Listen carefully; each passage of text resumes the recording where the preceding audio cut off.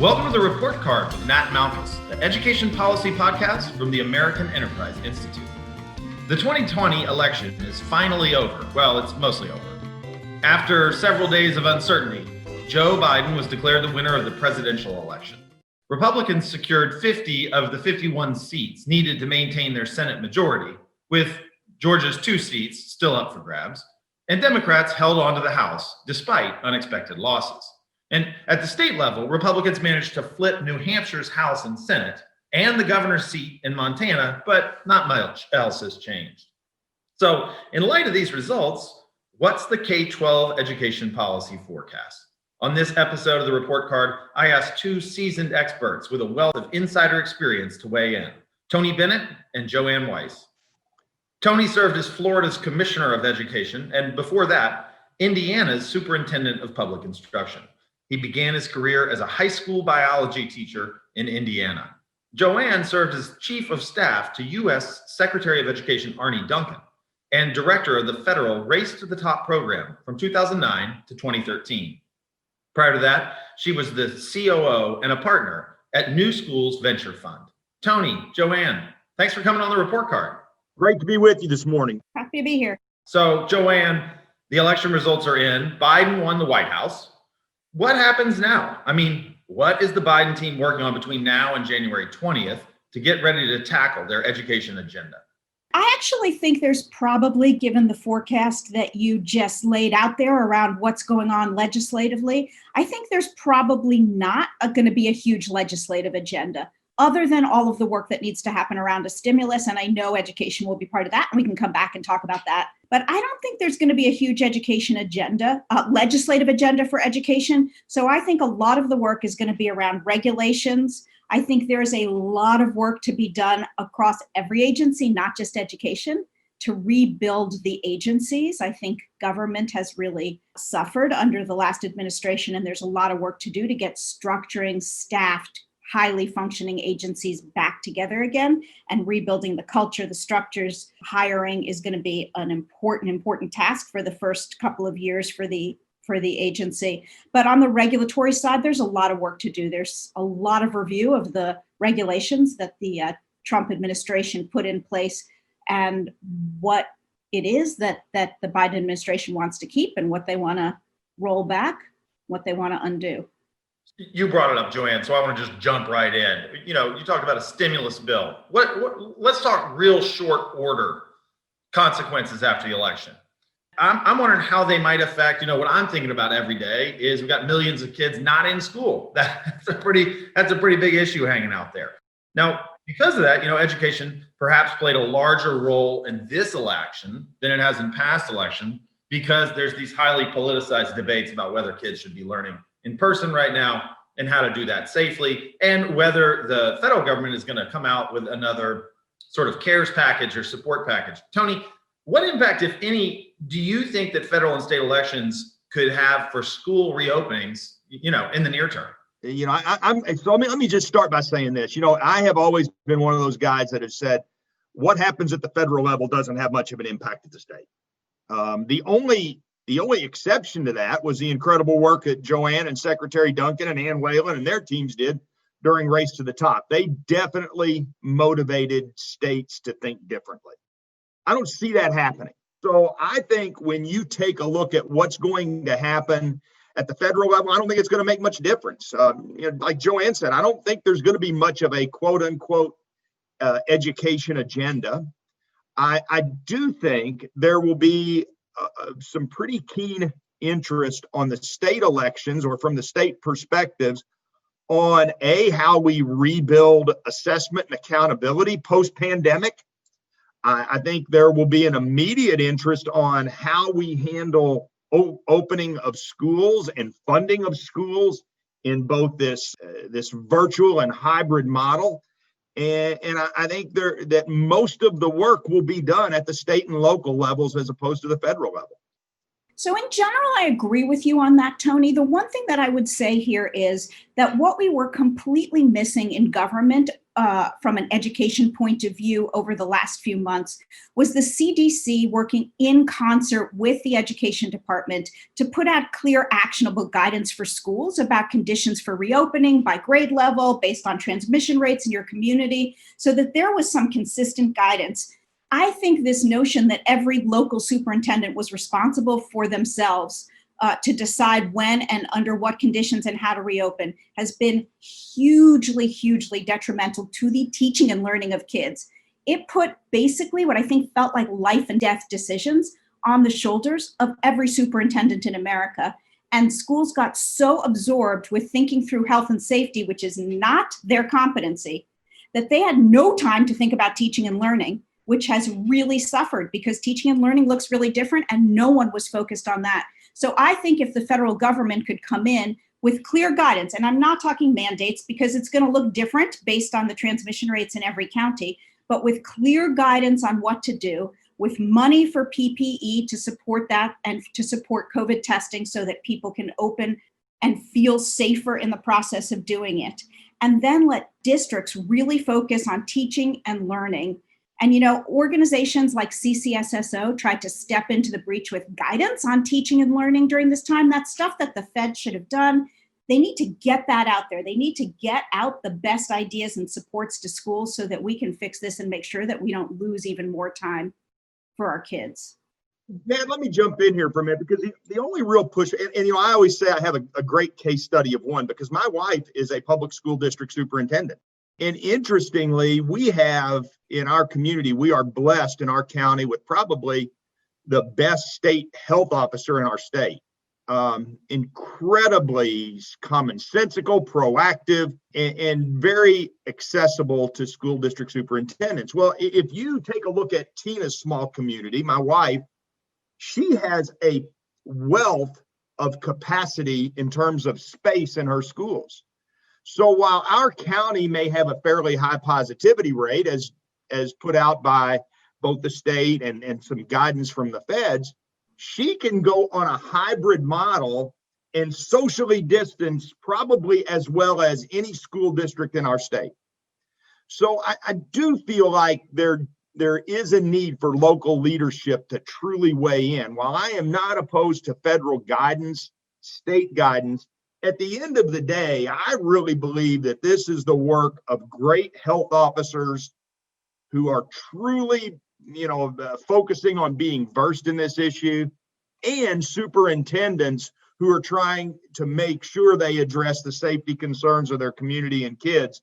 But as you said, Joanne, making sure we drive learning, because let's be blunt, what happened last spring was not learning in the vast majority of our school districts across America. People are really kidding themselves if they thought kids learned between March and May in large part. And I totally agree with you. This is going to be district by district. I am not disputing that 100%. I just want districts to have more support, to get tests, to get PPE. Like I want the distribution channels to work. I want the information channels to be consistent and clear so that everybody's not completely making it up for themselves. They're making decisions for themselves.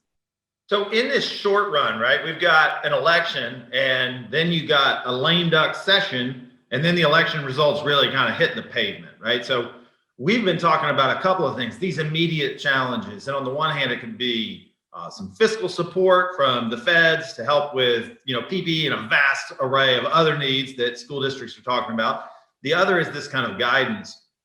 I'm wondering what's the possibility that we're going to get any of that infilled here in the next couple of months, right? Because right now we are at this place where COVID rates aren't going up, they're going straight up. And the challenge and the need for those assistances are pretty at a premium, let's say. Are we just likely to be stuck in the doldrums here for the next 2 months? Or do you expect the Biden team to be able to provide some leadership or the Trump team to try and get some things in order in the short run? Joanne, I'll let you tackle that. You're the federal expert here.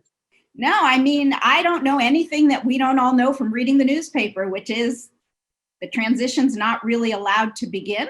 And Trump is playing golf and not addressing any of these issues. So that is a super depressing answer to your question, Nat, but I think we have the evidence like staring us in the face.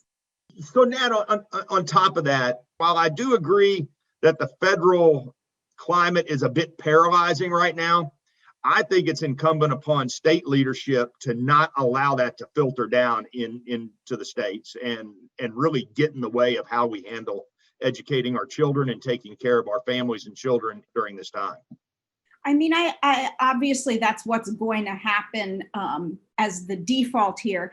But you could imagine a world in which the Congress was able to pass a stimulus package that enabled governors to make different decisions about which sectors to keep open and which sectors to shut down.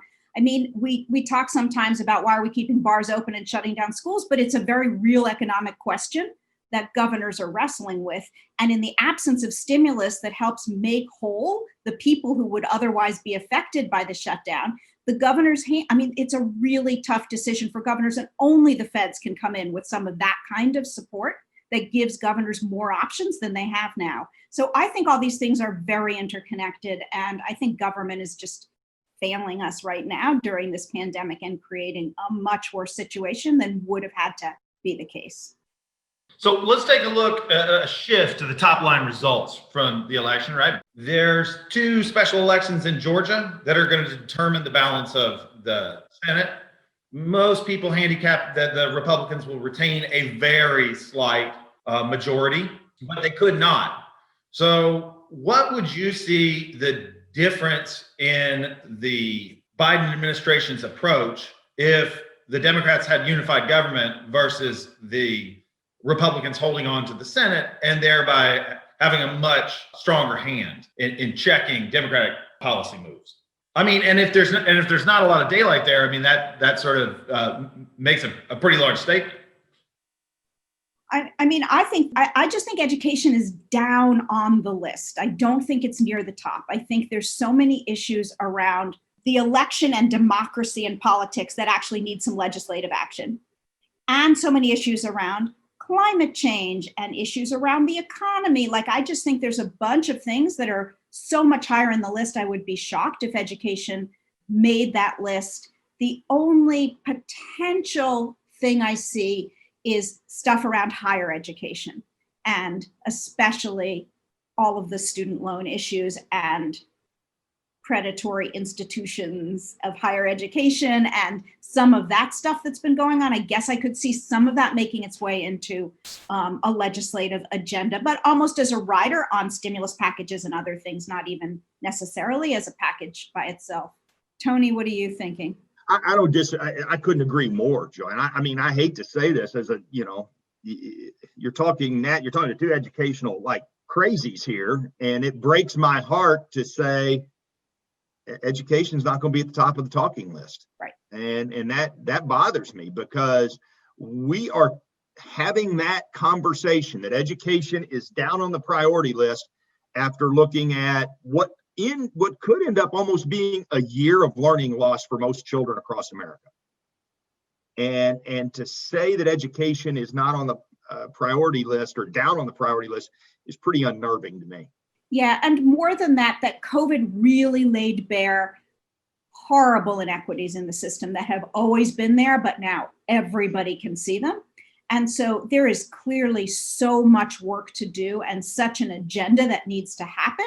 But I just don't see it happening, at least legislatively.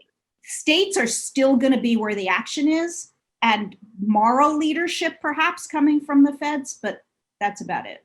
Nat, I do think there is one positive aspect to this, and that is for the folks like me who have beaten the choice drum for many years and at some professional and personal cost. The pandemic has turned more people toward choice than the education reform community ever thought of doing. As a matter of fact, that if I could have a great candid conversation with some of our most staunch allies in the education choice movement, I would just tell them to be quiet and let the pandemic do the talking. Because we're seeing school districts across America saying kids need choice. We've got to set up a virtual or a hybrid program for our students during the pandemic. Those were not conversations that we used to have. And we're hearing parents. Exactly. We are hearing from parents who now understand, who are watching class come into their living rooms every day, and suddenly really have a deep understanding and deep feelings about it and are using their voices to communicate what they want and what they don't want for their kids.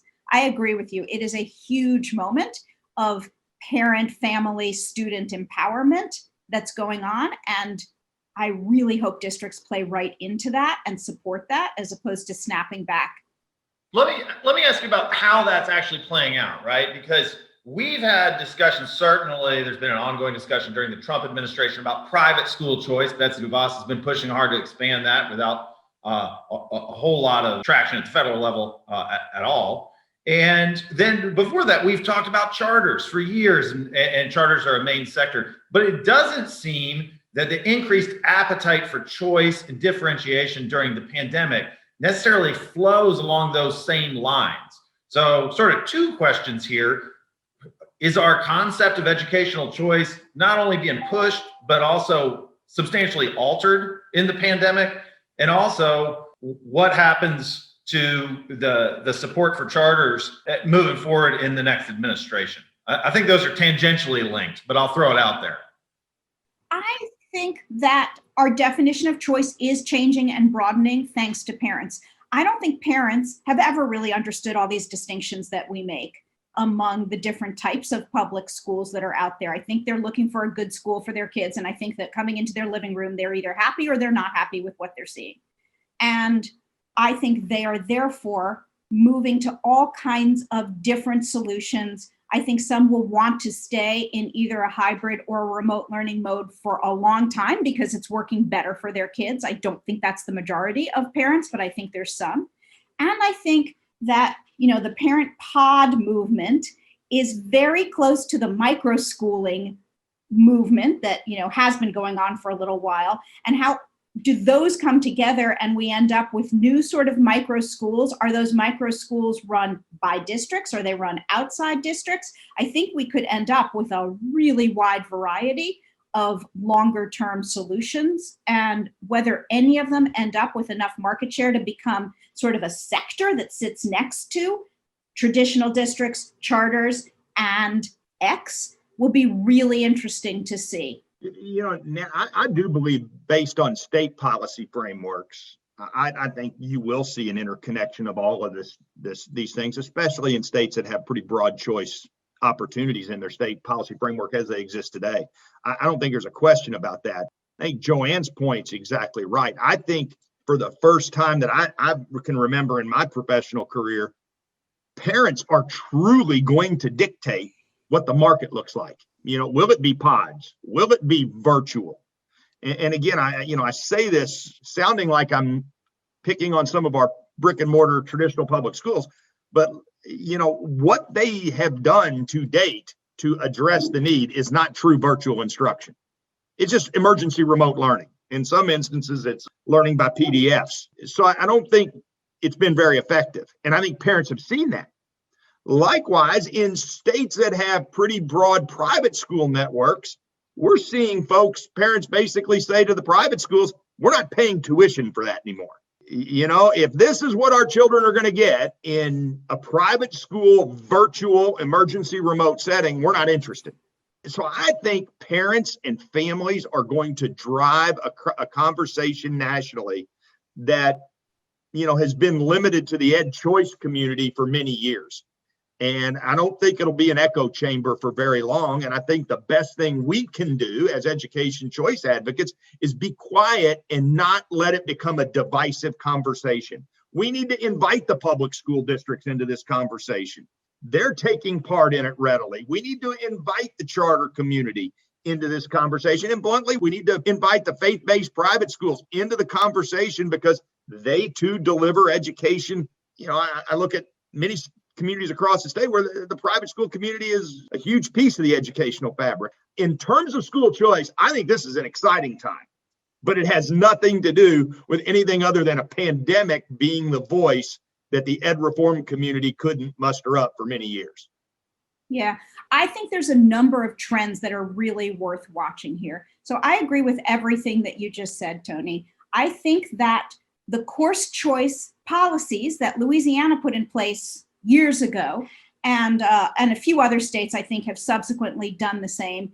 that basically were put in place to allow, rural Louisiana districts that didn't have an AP calculus teacher to do AP calculus online for their kids and offer a course remotely for their kids. Like those kinds of things are going to be what hybrid learning looks like in the future. If there's some really good teachers around the country who are offering courses that are sanctioned by the state and high schools can just offer those online, kids are going to be de facto back in hybrid mode where they're going into school for some stuff and they're doing some stuff remotely, and everybody is used to this and knows how to do it now. So it's going to be, I think, much more commonplace.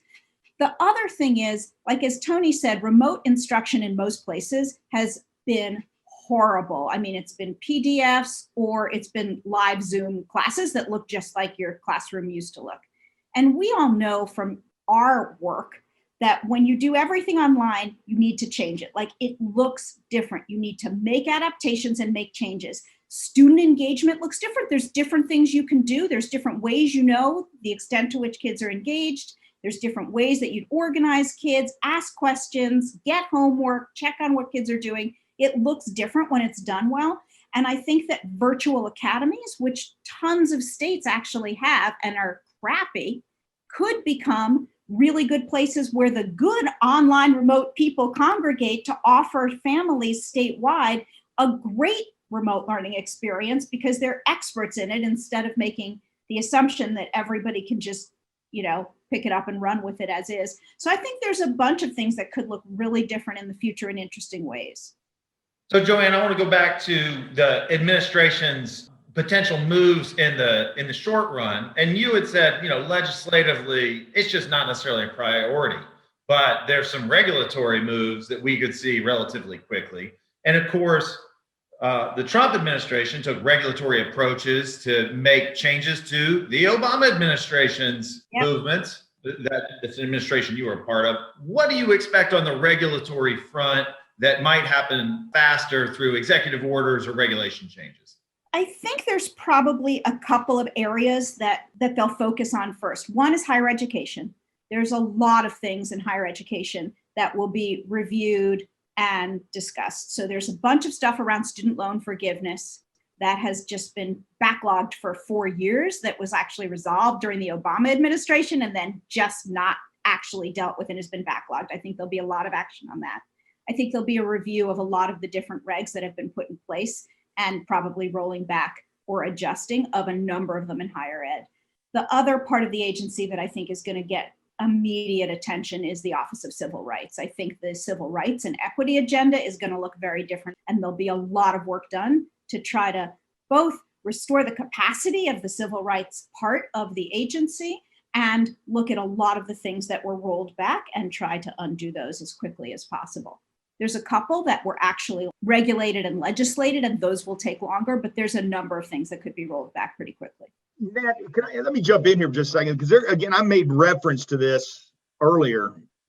We better be paying attention to assessment and accountability. Yes, thank you. And that's obviously the other one. That's actually the one that's going to come up first because states are going to be on the doorstep on January 21st asking for waivers. And I believe we are going to see a dramatic change in what school assessments look like. Yep. And I think we're going to see, as a result of that, dramatic rewrites of state accountability frameworks. I think if you back up to the fundamental of accountability and knowing you have to have assessment, and I'll say this will be a dirty word and it'll probably just screw everything up the minute I say it. I think we're going to end up going back to something we all tried to build in 2009 and 2010, and that's through-year assessments. Because we now have this phenomenon where we have potential significant learning loss, slippage. We've got to figure a way to measure that. We've got to really reinsert the idea of measuring through-year growth. And I think that this is a really pretty significant moment in time for us to address and have kind of a unification of educational stakeholders around the idea of what assessment looks like. And as opposed to that one simple snapshot in time that's been so widely criticized as high stakes assessment, we may be able to move, and Joanne, I'll say the naughty word, we may be able to move to what Park was originally supposed to be designed to look like back in 2009, which was a through-year assessment. At the time, we couldn't get it done. Maybe this is the chance for folks who are in the market now to really take the lead and build this and not throw it back to state chiefs. And then as a result of that, let the policymakers look at what comes out of that and say, what's accountability look like? And what's the right way to measure transparently how schools perform in this new world order? So I do hope that we pay special attention to assessment and accountability, because I think that's the cornerstone besides choice that comes out of this whole thing. I agree. Assessments, it's time to relook at how we do those. We've got a lot more capacity than we used to. We still need some more innovation. Like, it's not immediately obvious how to really make assessments measure what we care about, but we're a lot closer than we were. And it's definitely a time to relook at that question and think about different models. Well, Joanne, you brought up the waivers, right? As soon as Biden's in office, what's that near-term calculus look like for the Biden team? Mm-hmm. You're sort of damned if you do, damned if you don't. Which way are they going to choose? I actually have no idea what the answer to this question is. I'd put almost even odds on it. Parents uniformly want to waive testing. We know that.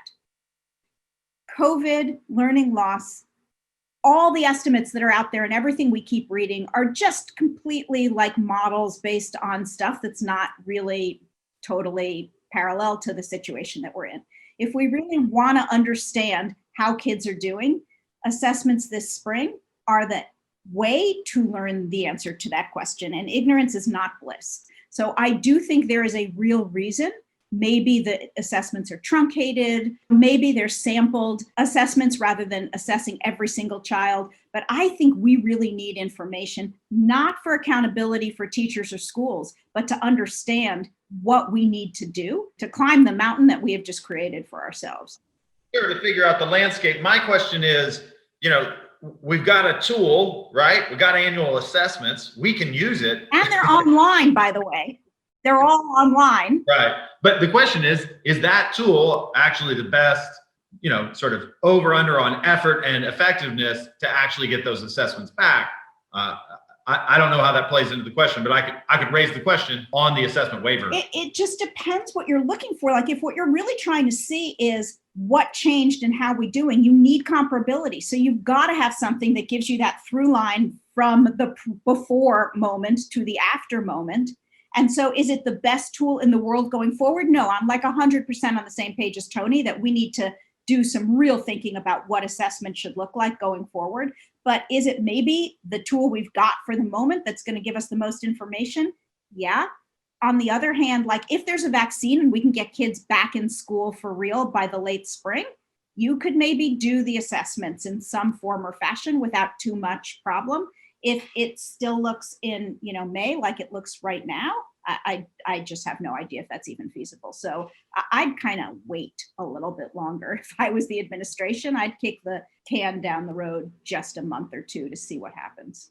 I'd like to rephrase that a little bit. I don't necessarily disagree with Joanne in terms of kicking the can down the road. I like to rephrase it. And I hope whoever the new secretary is walks into the first CCSSO meeting and says, you guys have complained about 2 consecutive secretaries of education. Let's see what the hell you have. You come to us with some of your greatest thinking and ideas on how to address this. Let our states be the laboratories of innovation and challenge them and say, you know what, we are going to give you some flexibility, but this is not a situation where we're going to accept, just throw it out the window or just do this for the sake of simplicity and political expediency. Let's truly take this as a moment in time to say that necessity was the mother of invention, and let's push our states to really think through what this will look like as we move out of this pandemic into, a new situation completely, as we look at assessment and as we look at how we measure and analyze student learning. And I think that's exactly right. I think that's a great idea. I would do what Tony said. I also think that, like, the reason to do these tests, partly it's to sort of let families know what's going on. But the main reason is to figure out what resource allocation needs to look like going forward.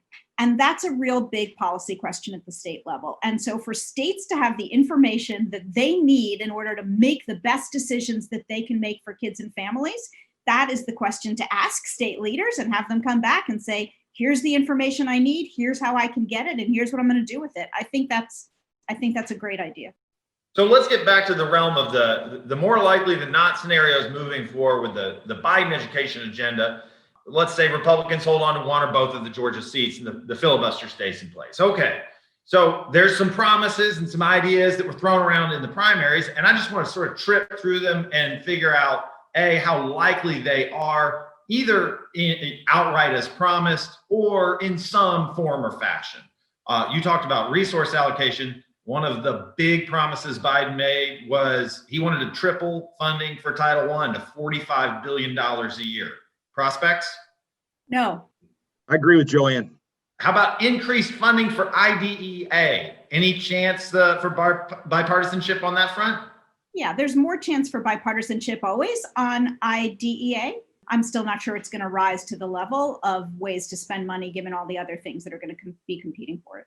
Completely agree. So we're just going back to priorities. It's just not high enough to escalate to the docket.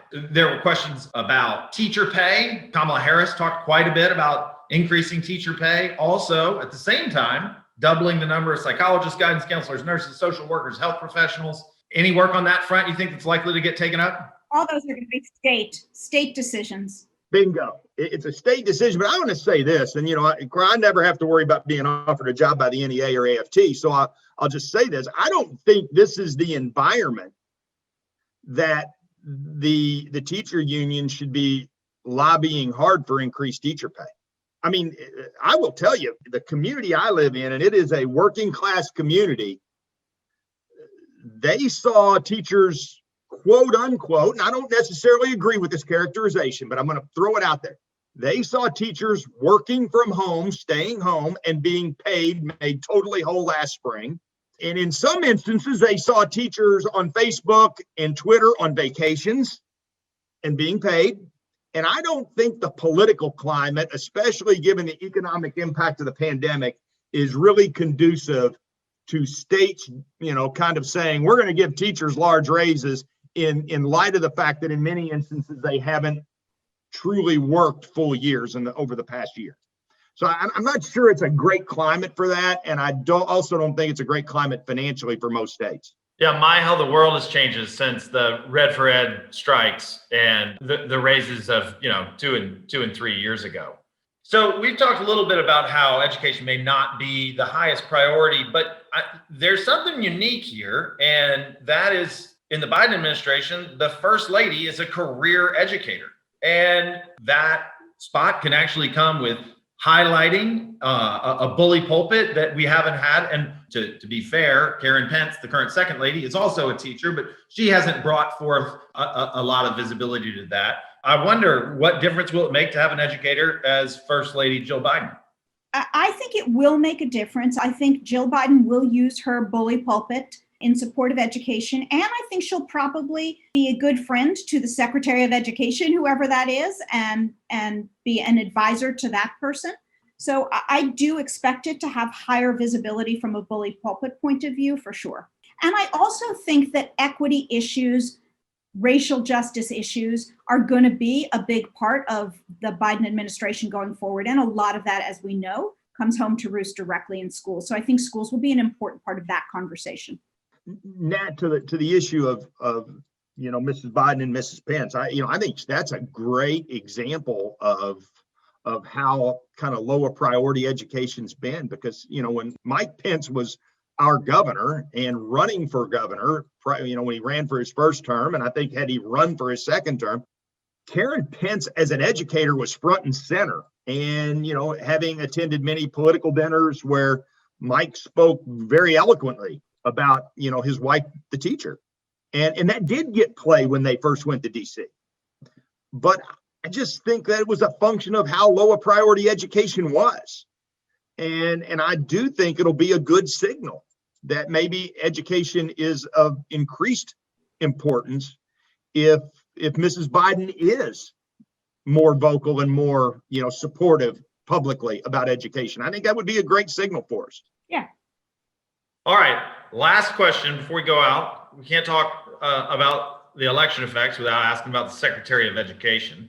Betsy DeVos has not been the most popular Secretary of Education that we've ever seen. She's going to be replaced. So a joint question here. First of all, what are the main things the next Secretary of Education needs to do and be capable of doing right out of the gate? And who do you think it's going to be? Hey, Tony, you're up. Wow.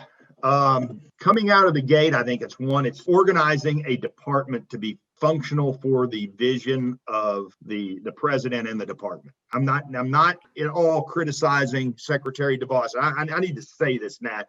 I get personally offended when I hear people personally attack Betsy DeVos. Frankly, I've read on Facebook some of my friends who are educators locally, the day the election seemed to be over, saying, bye-bye, Betsy, best regards, public school teachers. Well, I don't know what Betsy DeVos ever did to hurt public school teachers.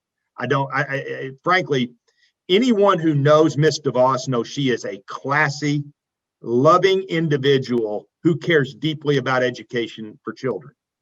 Now, what I wish would have happened is I wish she would have had the ability to go out and challenge what we're doing. And I just don't think that happened the way Secretary Duncan was able to do it under President Obama. So I think number one thing is reestablish the voice of the secretary in the bully pulpit the way Arne Duncan had it when he was Secretary for President Obama. I'll tell you, one of the most intriguing things that ever happened, and Joanne, you'll remember this. March 2009, CCSSO. The state chiefs are sitting in Washington, D.C. at the annual policy session. Secretary Duncan is scheduled to speak, and oddly enough, lo and behold, coming in right behind him was one President Barack Obama. What a statement that made to state chiefs about how important education was. That the Secretary of Education brought with him the president's first time ever in CCSSO history that we heard from Gene Wilhord at the time that had ever happened. And that was a strong statement about how important education is. So I hope number one issue is we reestablish a strong voice for education. And I hope that in establishing that strong voice for education, we challenge states to be better. In regard to who, I couldn't begin to guess, sign me up as the person who wants to nominate Arne to come back. I think he was excellent at his job, and I think he would perform admirably. But I do think there's some names out there. I've heard Alberto Carvalho. I've heard, the superintendent of Baltimore. A lot of what we might refer to as reform-minded district superintendents, maybe a former governor. But whoever it is, I just hope they have a strong voice, and I hope that their passion for doing things right for kids is able to shine. And the only regret I have is that Betsy DeVos was not allowed to shine in that manner, because I know Betsy DeVos, and I don't think she was ever given a chance to succeed. Joanne? I absolutely agree that whoever it is needs to really champion loud and hard the importance of education as the foundation and cornerstone of building this country, both the democracy and the citizenship role, as well as giving kids the skills they need to secure a future for themselves, both career-wise and family-wise. So I think that it is critical to get somebody who is a good spokesperson and can really speak to all the different constituencies out there, all the different families who depend on education to make their children's future bright. Having said that, I have no prediction on the secretary other than to say that usually all the early names we see are not actually the names that the president is considering or the president-elect is considering. So I wouldn't put too much stock in everything at the moment. And I think we'll just see. Fantastic. Tony, Joanne, thanks for coming on the report card. And maybe we'll have you back next year to review, how much of this actually played out the way we thought it would. Yeah, throw our predictions in our faces and see what happens. Indeed. Well, Tony's the only one who predicted a superintendent, even a range of them. So you're protected on that front, Joe. Yeah. But there were a lot of other ones that we did. There were a lot of other issues we predicted about and might be totally wrong on. So there you go. And Nat, I've made a career out of being wrong. So, if I got one right, I'd feel pretty good. Sounds good. Thank y'all. Thank you. Thanks for listening to the Report Card with Nat Malkus. And special thanks to our guests, Tony Bennett and Joanne Weiss. I also want to thank the producers. They make this podcast possible. That includes Matt Rice and Olivia Leslie. Remember, you can subscribe to the Report Card on iTunes, Spotify, or wherever you get podcasts. While you're there, take a moment to leave us a review. It helps other people find the show. As always, you can send your comments, questions, or topic suggestions to ed.podcast@aei.org. That's all for this episode. I'm Nat Malkus.